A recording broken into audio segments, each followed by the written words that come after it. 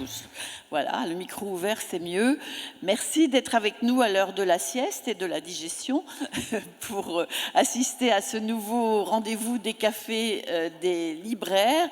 Nous sommes ensemble pour tout l'après-midi. Les plateaux vont se succéder. Et vous le savez, ici, sur le plateau des cafés des libraires, ce sont des libraires qui font les interviews, qui animent les rencontres. Moi, je suis juste la maîtresse de maison. Et ce qu'on essaie ici de faire, c'est de vous donner envie de poursuivre la rencontre dans le dernier livre paru des éditeurs qui sont avec nous sur le plateau. Alors, je vais vous les présenter. Il y a Tiffany Guet-Tyson qui est ici, qui va être interprétée par Marie Förstner. Marie qui est une pro de l'interprétariat et qui est devenue professeure aussi, voilà, et qui est évidemment une habituée du festival. Elle a une maman qui s'appelle Dominique Chevalier, alors ça doit vous dire quelque chose, hein. Les chiens ne font pas des chats, paraît-il. Voilà. Et je suis heureuse d'accueillir avec elle Tiffany Guet-Tyson, donc qui va venir nous parler de son livre, qui est son deuxième roman, Un profond sommeil, paru chez Sonatine en août 2022 et qui a été traduit par Héloïse Esquier. Alors Tiffany, c'est incroyable, elle est romancière et écrivain et enseignante. Elle a été journaliste, elle a d'ailleurs reçu le prix Franck Allen du journalisme.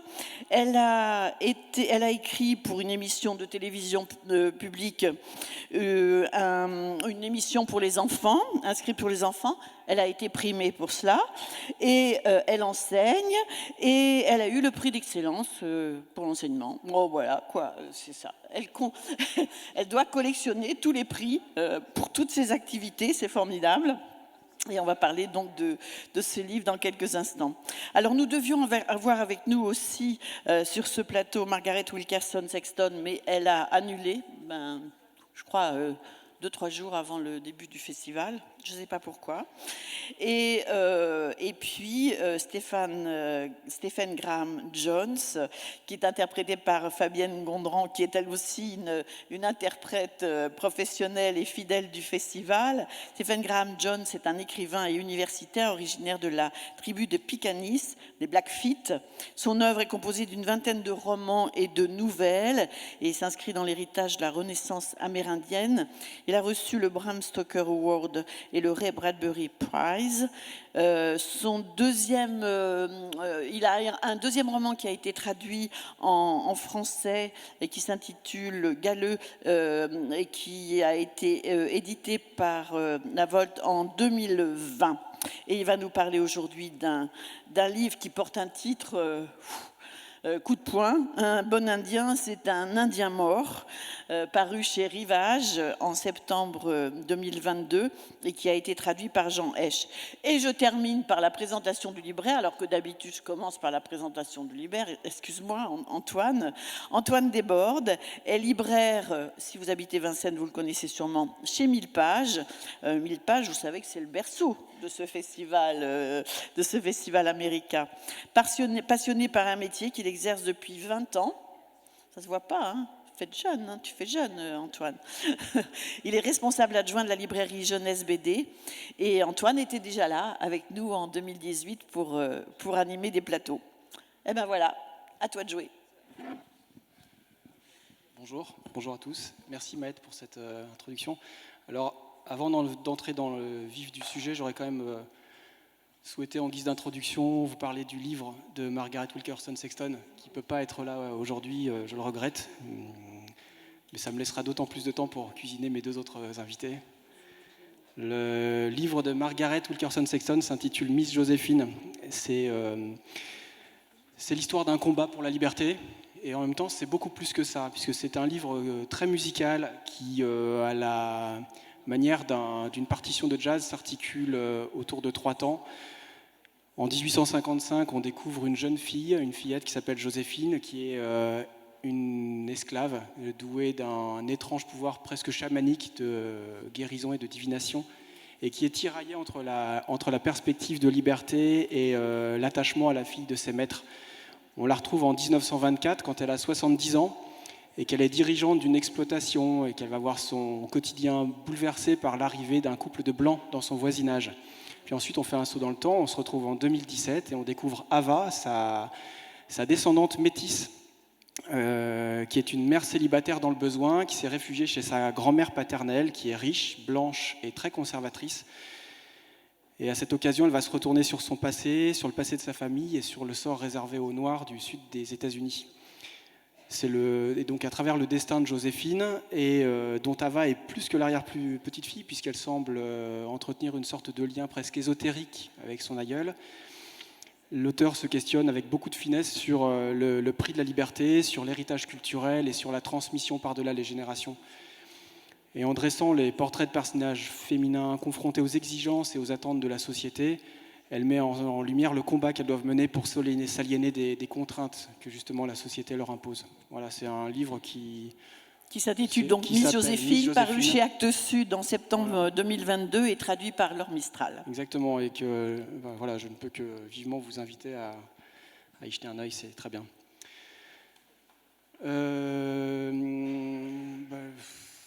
Allez, honneur aux femmes.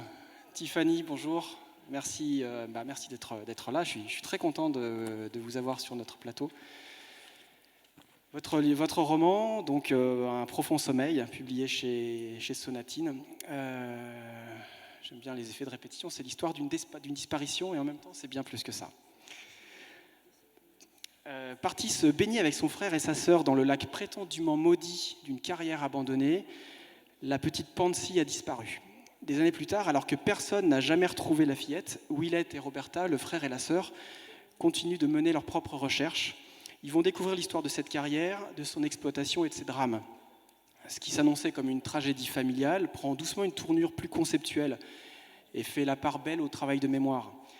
Au fil d'une intrigue habilement construite, au cours de laquelle vous prenez le temps, Tiffany, d'affiner les décors, de dresser les contours de personnages nuancés et surtout d'installer une ambiance, les nombreux mystères qui entourent les lieux et en constituent la légende vont prendre de l'importance jusqu'à finalement faire passer la disparition de la petite Pansy au second plan.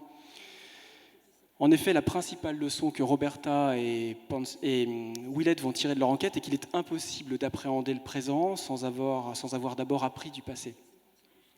Alors, comme la disparition de Pansy semble être un prétexte pour aborder des problématiques plus vastes, la condition féminine, les inégalités sociales et raciales principalement.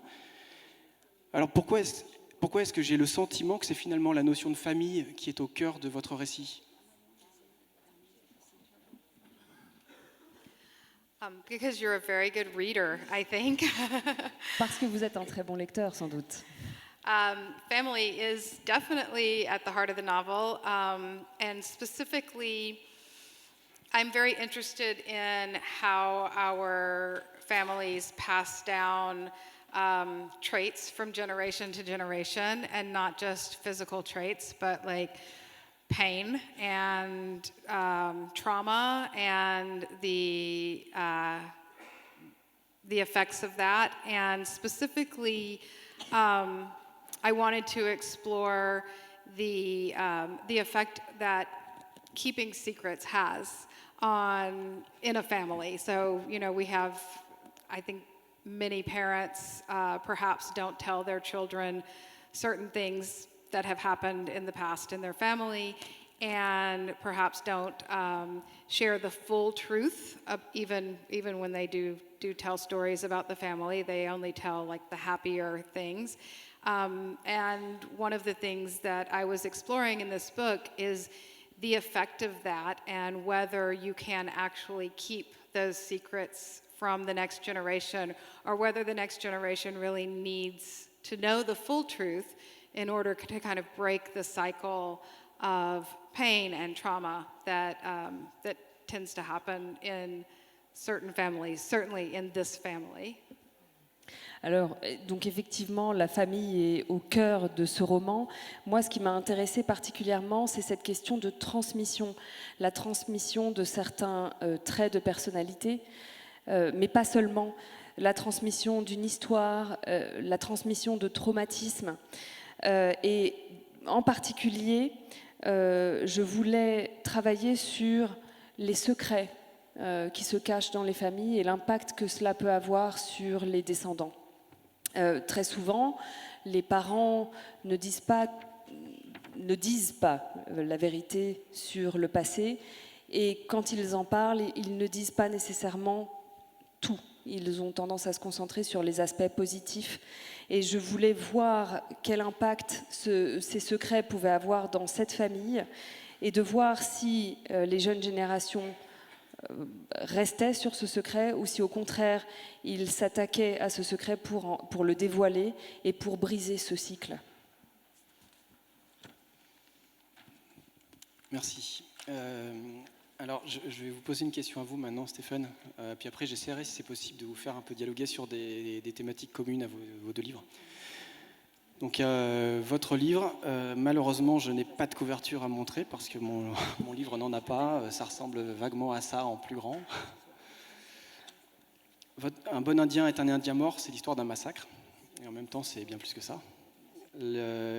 En fait, il y a 10 ans, les 4 personnages dont le roman propose de suivre le quotidien, 4 amis d'enfance ayant grandi dans la même réserve du Montana, ont participé au massacre d'un troupeau d'élan lors d'une partie de chasse illégale.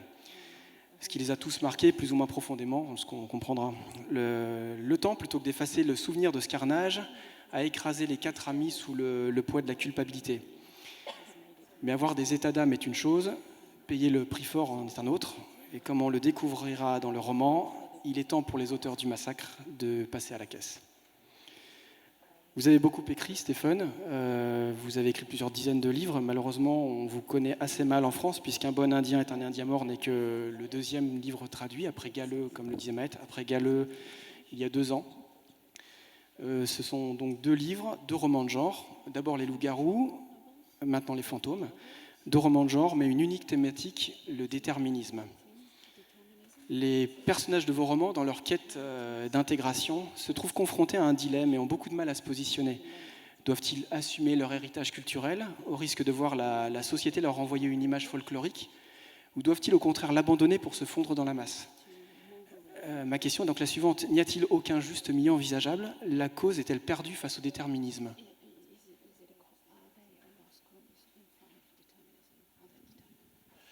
Yeah, how are they? I mean, will the pressures and expectations of the past control these characters' fates or not?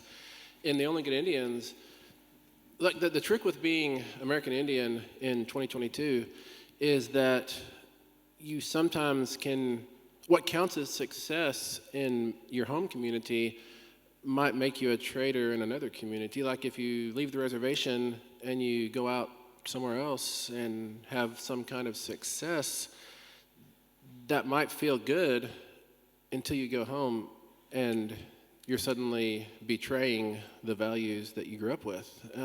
It's kind of a catch-22. It's hard to get out of.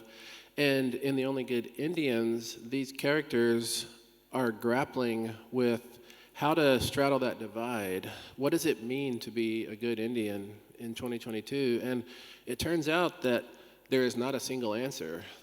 There are at least 7 million ways to be a good Indian, because that's how many of us there are. And hopefully in 4 or 5 years, there's 8 million ways. You know, there's going to be more and more ways. I think if there ever were a single way to incorporate the past and the culture and tradition and heritage and ball it up into the present, then that would be too reductive. It would not allow everyone to express themselves as they want to express themselves. So, yes, they are asking for themselves, what does it mean to be a good Indian? But it's not going to be the same answer every time out. It's going to be a series of answers for every different individual. La pression et l'attente héritée du passé est ce qui contrôle tous les personnages dans le livre. Et en 2022, pour un Amérindien nord-américain, ce qui constitue une réussite ou un succès quelque part va constituer ailleurs, dans un autre endroit géographique, une trahison.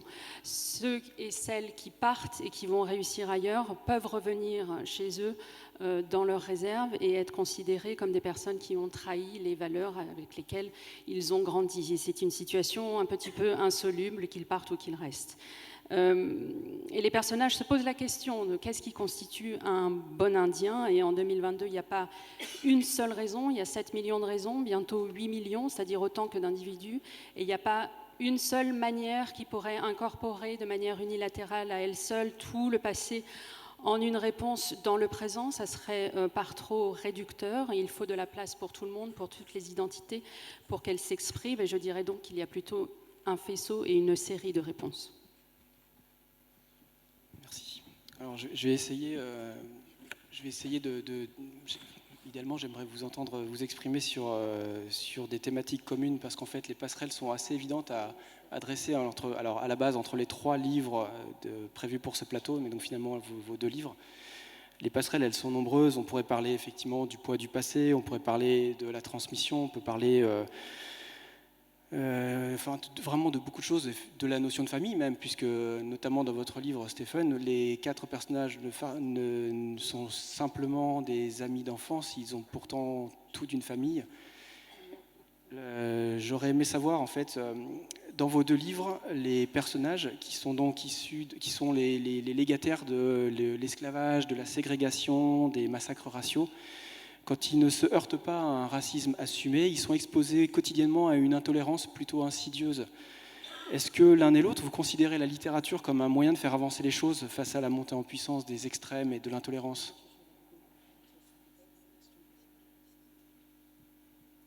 I think you can resist in all kinds of ways, and literature is one way. Writing, I would say writing is one way to resist, yes.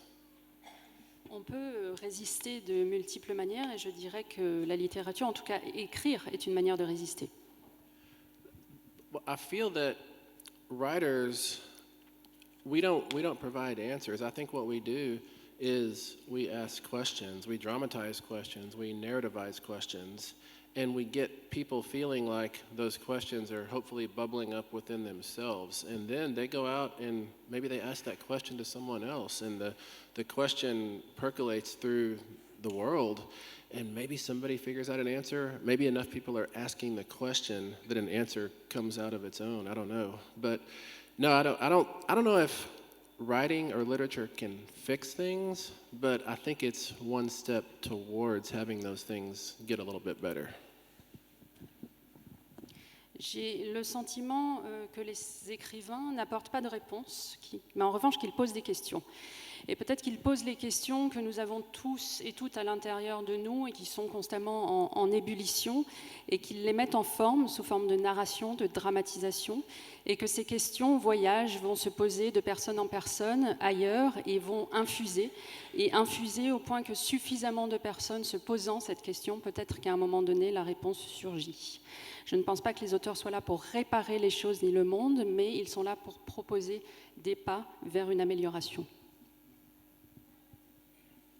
I agree with Stephen. I think that literature is doing its job when it asks the hard questions and when hopefully it spurs the reader to think more deeply about those questions and about the issues that are raised in a particular story.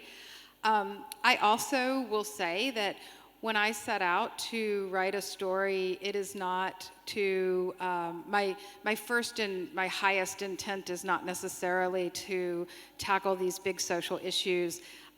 These big social issues come up in my work because I was raised in a place in the American South where segregation is a daily fact of life, and where class issues are a daily fact of life, and where wealthy people look down upon people who have less than they do, and the people who have less than they do look down upon the people who have even less than they do. And there's a structure that's very hard to break, and that really does need to be broken.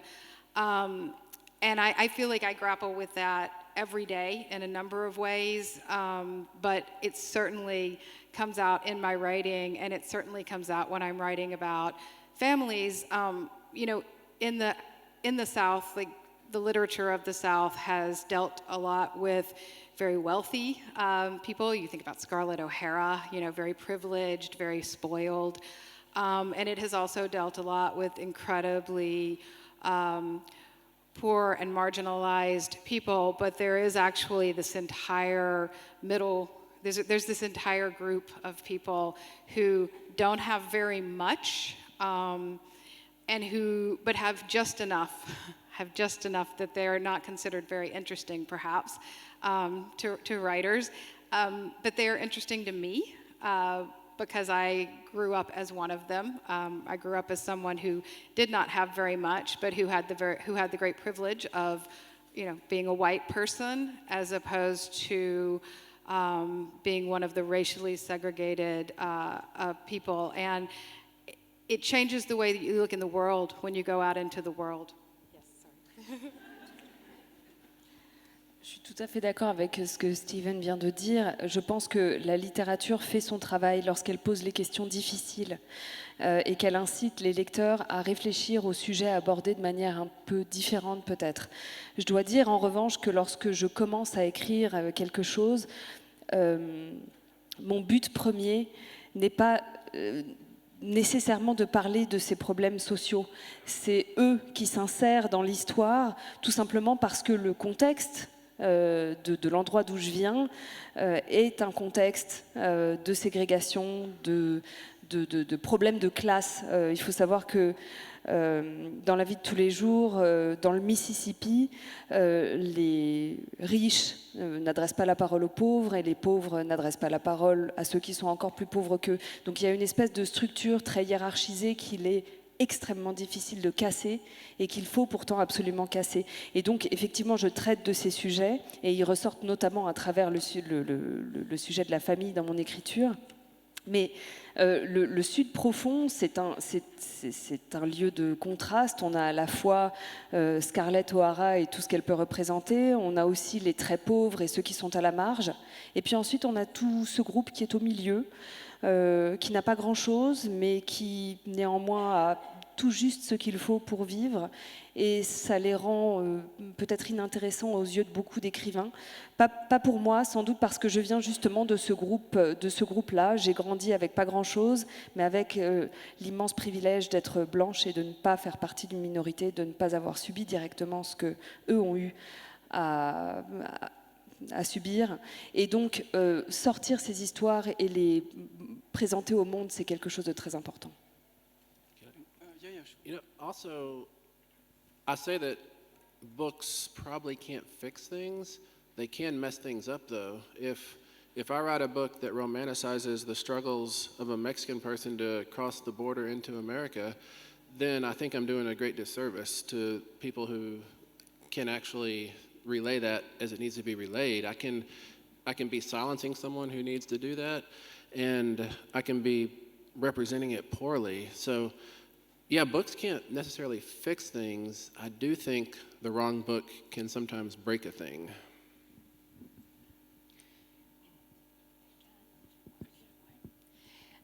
J'ai dit tantôt que les livres ne pouvaient pas réparer les choses. En revanche, je pense qu'ils peuvent faire du mal. Si je m'amuse à écrire un roman qui va romancer l'histoire d'un Mexicain qui traverse la frontière pour se rendre aux États-Unis et que je présente mal ce sujet, je ne vais pas lui rendre service et ce sont des personnes, des voix que je risque de réduire au silence en les représentant mal. Donc je pense qu'il y a la possibilité que le livre fasse mal son travail. Puisse être utilisé d'une certaine façon. Le livre... Oui. Yeah, books can be weaponized by demagogues and terrible people, and by good people too, who don't know any better. Oui, les livres peuvent devenir des armes aux mains de démagogues, de gens qui veulent faire du mal, de gens qui sont bien pensants aussi. Est-ce que ça condamne l'auteur à ne parler que de sujets qu'il maîtrise ? Oh, yeah, that's the good question.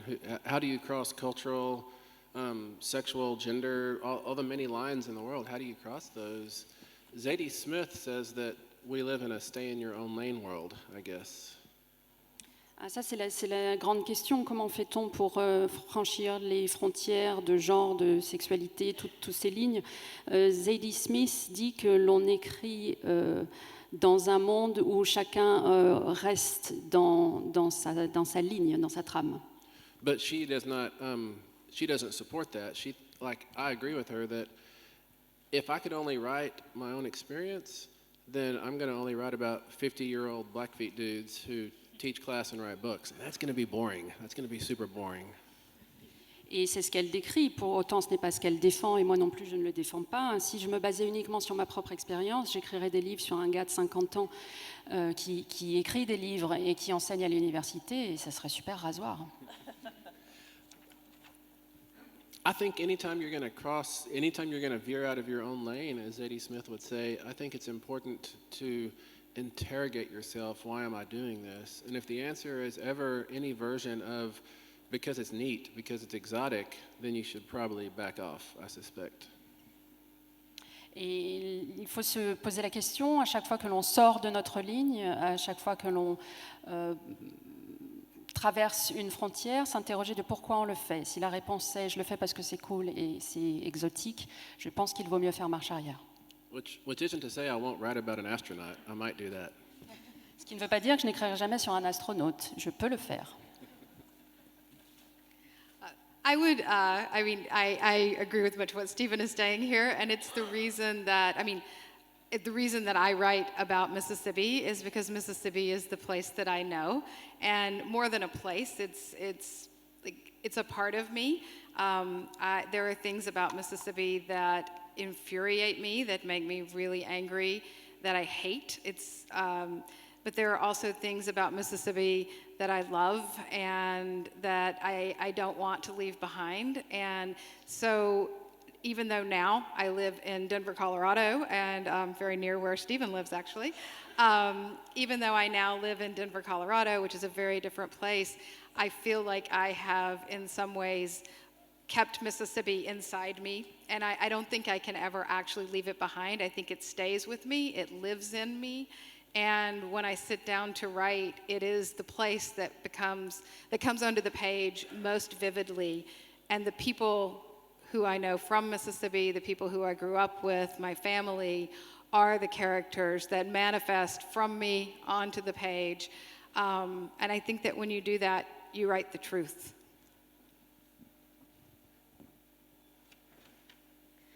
Je suis absolument d'accord avec ce qui vient d'être dit, et c'est d'ailleurs la raison pour laquelle j'écris sur l'État du Mississippi, puisque c'est de là que je viens, c'est l'endroit que je connais, et plus encore qu'un simple lieu, ça fait partie intégrante de mon identité. Il y a des choses que je déteste sur cet endroit, des choses auxquelles je m'oppose profondément, d'autres auxquelles je suis au contraire profondément attachée. Et maintenant, alors même que j'habite dans le Colorado, à Denver, pas très loin de là où Stephen vit d'ailleurs, qui est pourtant un lieu très très différent, eh bien, le Mississippi ne m'a pas quittée. J'ai eu beau partir, ce lieu ne m'a jamais quittée et fait partie de moi. Ce qui fait que lorsque je m'assois pour écrire, eh bien, j'ai beau faire, c'est ce lieu qui arrive sur la page. Et les personnages qui habitent mon roman sont ces personnages que j'ai vus, que je connais, qui, pour certains, me rappellent ma famille. Ce sont ces personnages qui ressortent et qui arrivent sur la page. Et je pense que c'est à partir de ce moment-là qu'on écrit la vérité. Yeah, I 100% agree with Tiffany that I feel like we only ever know the emotional contours of a single landscape, and that's usually, for Tiffany, it's Mississippi. For me, it's West Texas. So if I write a story set on a space station in 3125, if I get a power tool and take up a panel of the flooring, I'm going to find West Texas dirt under there, because that's the only place I really know and know how to move in. Je suis 100% d'accord avec ce qui vient d'être dit également. Et je pense qu'on ne connaît on connaît uniquement le paysage et les contours du paysage émotionnel d'un territoire qui nous est familier. Pour moi, pour vous c'est le Mississippi, pour moi c'est le Texas de l'Ouest. Et si je devais écrire un roman d'anticipation qui se passe dans l'espace en 2125 avec un astronaute, je suis sûre que s'il sortait prendre une carotte de terre sur Mars, cette terre aurait la couleur de la terre du Texas, parce que c'est ça que je connais et que je porte avec moi. Ce qui ne vous a pas empêché, jusqu'à preuve du contraire, d'écrire des livres sur les loups-garous, sur les fantômes. Mais il en a Qu'est-ce qu'il peut-être faut, voilà. rencontré, il en a peut-être rencontré vraiment. Well, that werewolf novel, Mongrels, to me, it feels like my most autobiographical novel. Everything in it is true, except for the werewolves, and they might be true also, I don't know. Vous savez, ce roman, Mongrels, sur les loups-garous, c'est vraisemblablement le plus autobiographique de tout ce que j'ai pu écrire. Tout est vrai, sauf les loups-garous, et encore, sait-on jamais. C'est vrai que je dois reconnaître que moi je vous ai découvert avec Galleux, que j'ai lu à sa parution il y a 2 ans, qui est donc Galleux, pour ceux qui ne le connaîtraient pas, donc la première traduction de Stephen Graham Jones, qui était une histoire de loup-garou, et en même temps qui n'était pas du tout une histoire de loup-garou, puisque finalement derrière ces loups-garous, c'était les Amérindiens.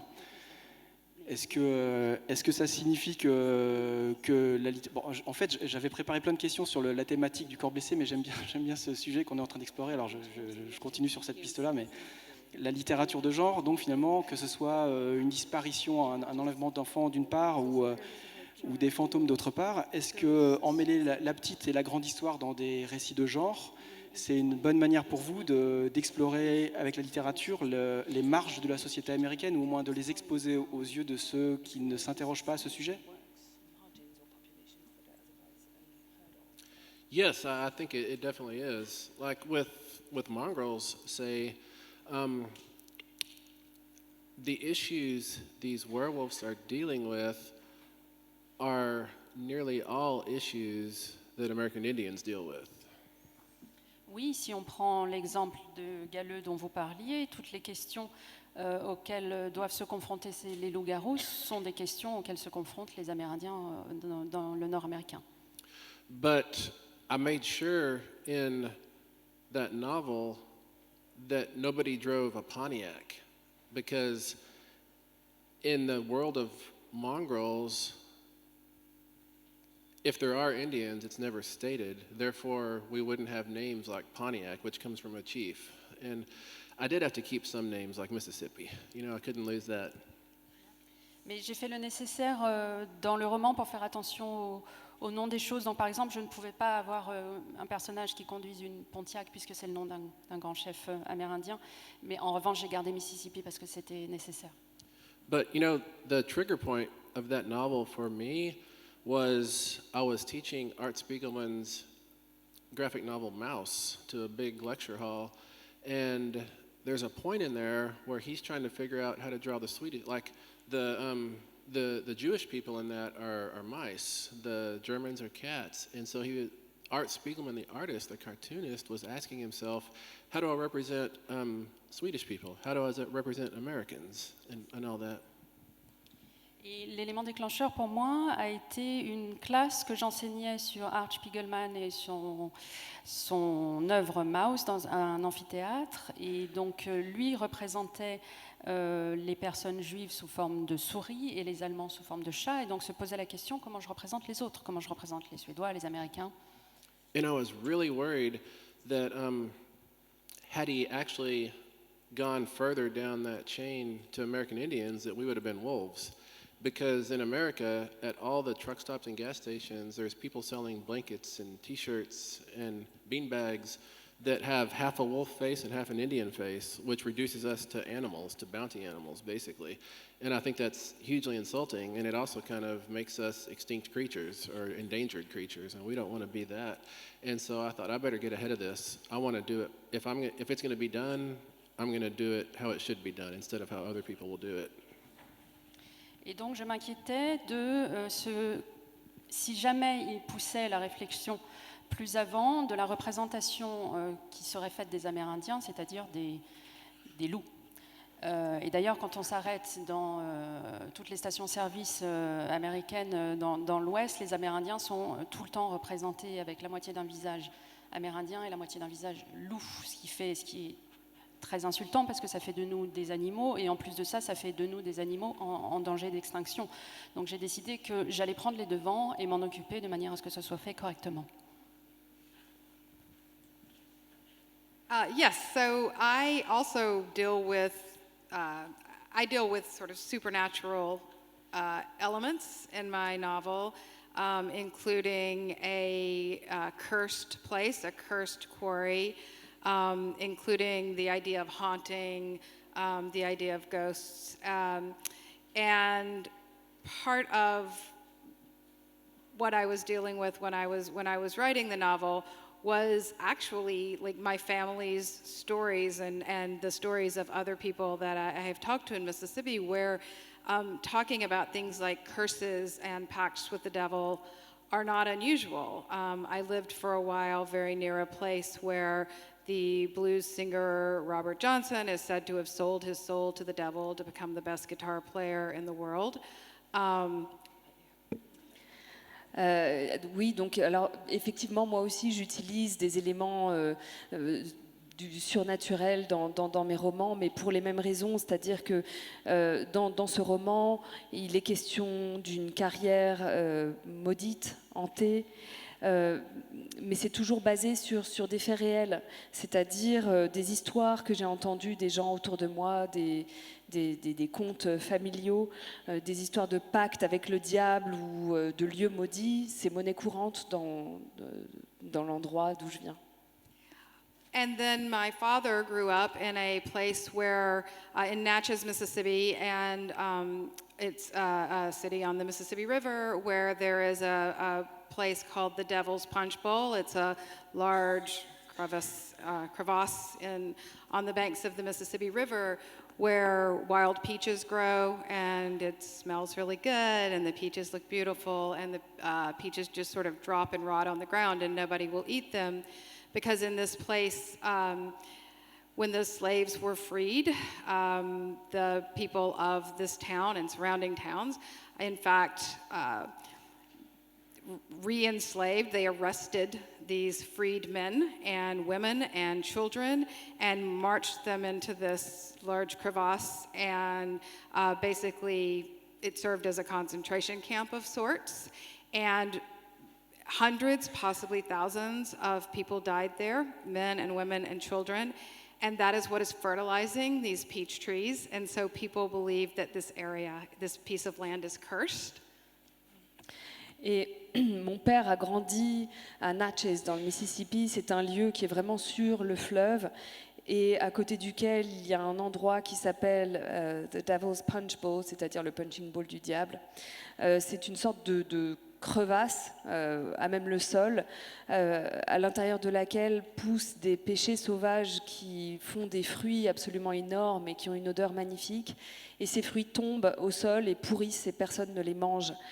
Et si c'est le cas, c'est parce que lorsque les esclaves ont été libérés dans cette région, eh bien, les gens là-bas les ont recapturés et les ont emmenés dans ce lieu qu'ils ont transformé en sorte de camp de concentration. Et on ne sait pas exactement, mais des centaines, voire des milliers d'hommes, de femmes et d'enfants sont morts là-bas. Et c'est ça qui sert d'engrais pour faire pousser les arbres. C'est pour ça que personne ne les mange. And so there's this tendency in the South, and really everywhere, but certainly in the South is where I've come across it the most, to blame the land, to blame the landscape, to say that this is a cursed place. And this is the problem, right? And there are certainly old plantations that are supposed to be haunted, that sort of thing. So it's cursed or it's haunted, and we point at the place and say it's a bad place. But in fact, it's not the land is not cursed. The people who did these terrible things, who did these evil things, are the ones who put a curse upon us all, right? I believe that we create these mythologies to sort of separate ourselves from the terrible things that we have done, that our ancestors have done, that are a part of our history. And I think we need to sort of lift the veil on that and stop mythologizing in many ways and stop pretending like it's the land that's cursed. It's not the land that's cursed. It's the evil things that we have done that have created a curse upon us. And in my book, the curse that I talk about with the quarry is explored and explained, and the curse doesn't actually stay with the quarry. It follows the characters of the book because they can't leave it behind.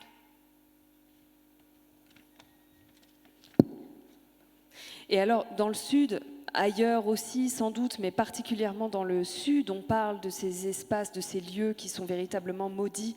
On parle évidemment d'anciennes plantations qui sont considérées comme hantées. Donc il y a tous ces lieux qui peuplent l'espace. Et on dit ces terres sont maudites, ces terres sont hantées. Mais en réalité, il faut bien comprendre que ce ne sont pas les lieux qui sont hantés. Ce sont des gens qui ont commis des actes extraordinairement mauvais et qui ont jeté un sort sur ces terres.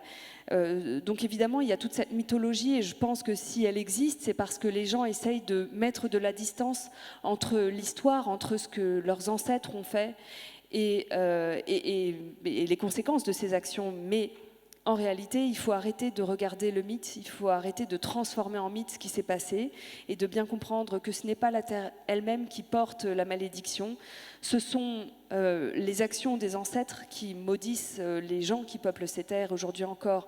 Et donc dans mon roman, qui parle de cette malédiction, ce n'est pas tant la carrière qui est maudite que les gens qui l'habitent, qui portent cette malédiction et qui n'arrivent pas à s'en séparer. And I think that only by confronting our own complicity and by reckoning with the truth of our past and the things that our ancestors were complicit in, that the people who came before us were complicit in, I don't think that we can say, I don't think any person can say, well, it's not my problem because it wasn't me. I think we have to shine a light on the things that came before us. I think we have to acknowledge the things that our fathers did and our grandfathers did and their grandfathers did. And in that way, hopefully, we can evolve into better people and build a better world. I think that's a little lofty. I don't want to sound lofty or woo-woo, but I do think that ultimately that's the sort of thing that has to happen. We can't keep blaming the land. We need to accept our own responsibility. Et je crois que ce n'est qu'à partir du moment où on affronte ce passé, qu'on l'accepte, qu'on accepte que nos ancêtres ont fait, le fait qu'ils ont peut-être été complices de ces choses-là, ce n'est qu'à partir de ce moment-là qu'on pourra peut-être avancer. On a tendance à dire, bon, ça ne me concerne pas, moi je n'ai rien fait, mais il faut précisément mettre la lumière sur cela, sur ce passé, sur ce que nos ancêtres ont fait, pour espérer aller de l'avant, s'améliorer, améliorer les choses. Et là, je n'essaie pas d'imaginer un monde de bisounours, hein, mais ce que je veux dire, c'est qu'il faut arrêter de dire c'est la terre qui est maudite et peut-être affronter cette part de responsabilité que l'on porte. On peut peut-être demander à Stéphane s'il pense la même chose. Oh, yes, definitely. Yeah, I think the place is rarely actually cursed. It's people's bad deeds and poor behavior that have tainted it. And maybe everyone who walks on it takes a little bit of it home with them. It sticks on their shoe and they bring it home. And you got to be careful where you step. Oui, je suis d'accord, ce n'est pas la terre, ce n'est pas le lieu, ce n'est pas un endroit qui est véritablement porteur d'une malédiction. Je pense que ces lieux sont teintés des mauvaises actions des gens qui sont passés par là. Il faut faire attention quand on marche quelque part, c'est qu'on ramène de la boue chez nous, sur la semelle de nos chaussures. Ce qu'on appelle l'esprit des lieux. Voilà, en tout cas, je suis content parce que vos deux dernières interventions ont totalement recentré le débat, puisqu'on est finalement revenu à parler des corps blessés de l'Amérique et du poids du passé. Mais c'est très bien parce que ça nous laisse sur notre faim, voilà, et ça met l'eau à la bouche. Vous voulez en savoir plus sur les livres ? Eh bien, lisez-les. Ouais, parce que voilà donc, ce que l'on peut dire. Je vous rappelle donc juste en conclusion que le roman de Stephen Graham Jones est bien plus qu'un livre de fantômes, celui de Margaret Wilkerson Sexton est bien plus qu'une quête de liberté, et le roman de Tiffany Quay Tyson est bien plus qu'une histoire de disparition, puisqu'ils invitent à réfléchir à tous les sujets évoqués aujourd'hui. Juste une citation de Stephen King sur la 4e de couverture sur le livre Un bon Indien est un Indien mort. Passionnant, littéraire, effrayant, immersif. Bonus, le match de basketball le plus terrifiant de tous les temps. Et c'est signé Stephen King. Alors si ça terrifie Stephen King, ça doit être quelque chose. Hein. Et puis, vous parlez aussi dans les remerciements, et ça m'a frappé, de quelqu'un qu'on aime beaucoup ici, qu'on aurait aimé avoir pour de vrai ici, mais qui va intervenir simplement en visio, c'est Louise Erdrich. Vous dites, Louise Erdrich, vous dites qu'elle vous a énormément inspiré. Vous allez même jusqu'à dire que ces histoires, ces personnages et les scènes qu'elle décrit sont éparpillés dans mon cœur. Si vous en notez un seul, je me vide de mon sang à toute vitesse. Quel bel hommage, hein. Voilà, Un bon Indien est un Indien mort de Stephen Graham Jones, qui a été traduit par Jean Hecht. Et puis le magnifique livre avec une couverture très originale et très belle aussi, de Tiffany K. Tyson, qui est paru aux éditions Sonatine en août 2022, traduit par Héloïse Esquier. Et franchement, ça donne très envie de passer un moment tête à tête avec vous en lisant votre livre. Merci, merci à vous tous et merci à vous tous de votre attention. Merci à toi, Antoine.